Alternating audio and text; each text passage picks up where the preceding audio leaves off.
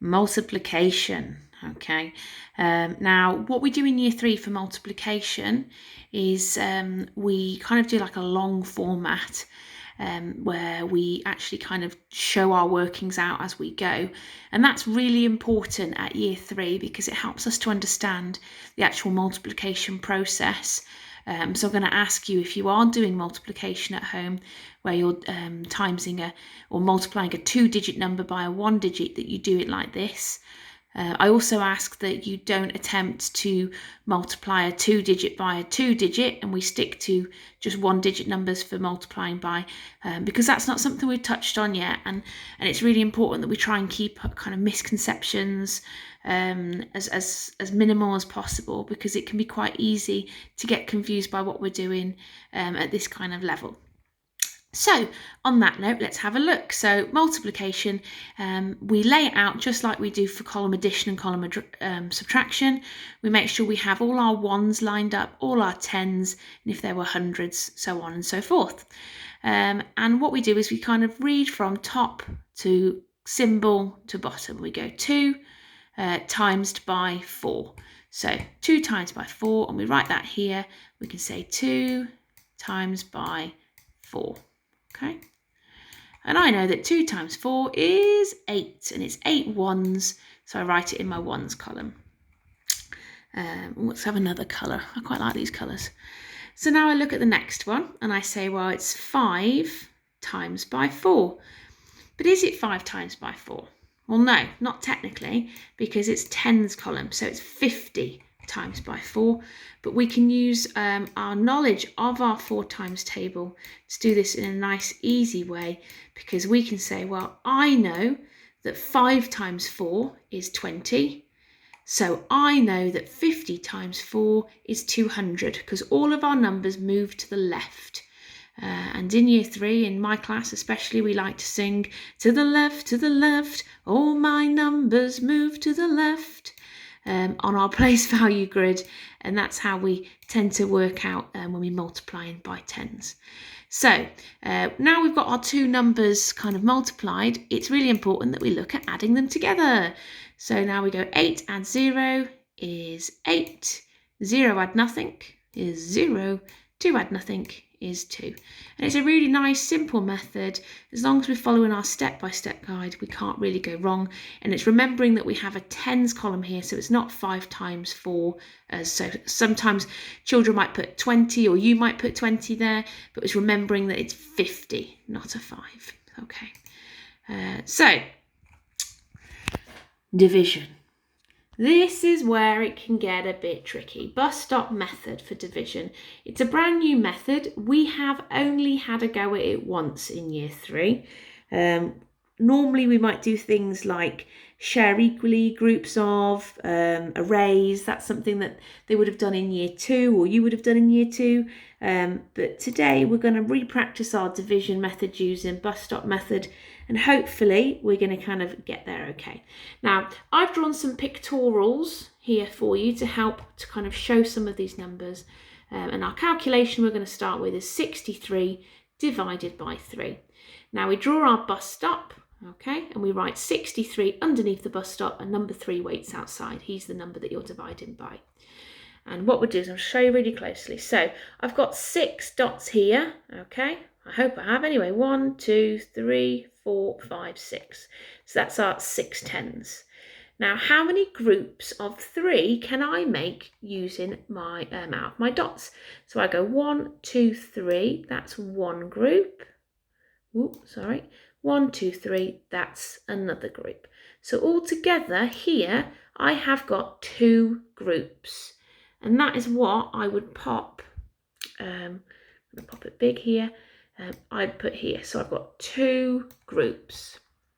Sorry it's so messy, but it's really difficult to control it with a mouse. So now I've got 3 here. I've got 1, 2, 3. That represents my 3 ones. How many groups of 3 can I make? Well, 1, 2, 3. That's one group. I can't make any other groups, so my answer is 1 there. So 63 divided by 3 is 21. And that's kind of how we kind of begin. That's without exchanging. When we start to exchange, it looks a little bit more complicated, and that's what I'm going to talk through with you in just a moment. So let's do one more of these. So as you can see, I've got 48 divided by 4. So I've got my 4 10s and my 8 1s. How many groups of 4? Because that's what groups of 4 here. How many groups of 4 can I make out of 4? 1, 2, 3, 4. I've got one group here. I can't make any more, so I've got one group of 4. And then I look at my next one. How many groups of 4 can I make out of this number? Well, 1, 2, 3, 4. Okay, and I can make one lovely group here. 1, 2, 3, 4. So make another group here. When I look at it, I've got 1, 2 groups. I've got 2 groups all together. So my answer is, as you can see, 12. Nice. Okay. This is where it can get tricky. But guys, please, please, please know that you can do this, and you have done it. And I know we had a few tears in class when we last did it, but perseverance, okay? And practice makes permanent. So the more you do it, the easier it gets. So have a look here, okay? We've got 96 divided by 8. So I've got my 9 dots here to represent my 9 10s, and we're going to see if we can make a group of 8. And we can go 1, 2, 3, 4, 5, 6, 7, 8. So I'm going to draw my group of 8. There's one group there. Okay, and I'm going to put my number 1 there because I can't make any more. But what's this? I've got one left over. I've got one remainder. And it's that remainder, that 10 there, I now exchange into 10 ones. So I give it to my ones column. So now I have 16. Okay. So rather than the 6 dots here, what I would need to do is maybe draw another 10 dots. 1, 2, 3, 4, 5, 6, 7, 8, 9, 10. Now I need to look at how many groups I can make out of 8. So I go 6, 7, 8. So that's one group.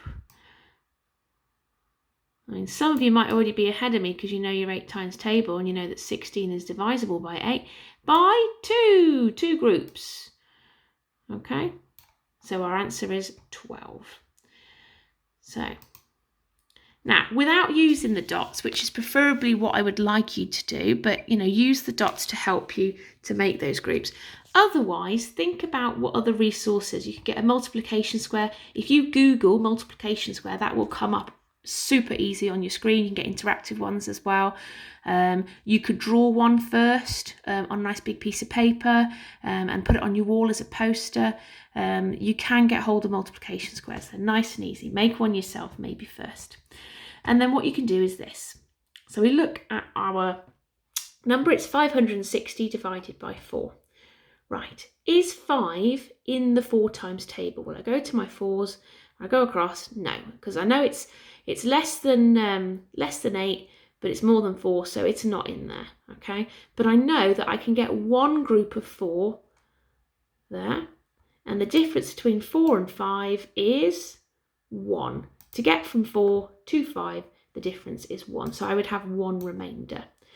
So now I have 16 in the middle, and I have to go to my 4 times table and count and see if the 16's in there. Oh, it is. Right, let's see how many groups make 16. 1, 2, 3, 4. There are 4 groups of 4 to make 16. 4 times 4 is 16. So I'll pop that there. And then it says, how many groups go into 0? Well, the answer there is 0. And that is our bus stop method. It doesn't really get much more complicated than that. We just need to make sure that we're exchanging our numbers, we're considering what our remainders are, and we're passing them over to include them. So I hope this video has been helpful in kind of organising your ideas and your thoughts. But again, if you're stuck on anything, contact me. I am here to help. Good luck, guys.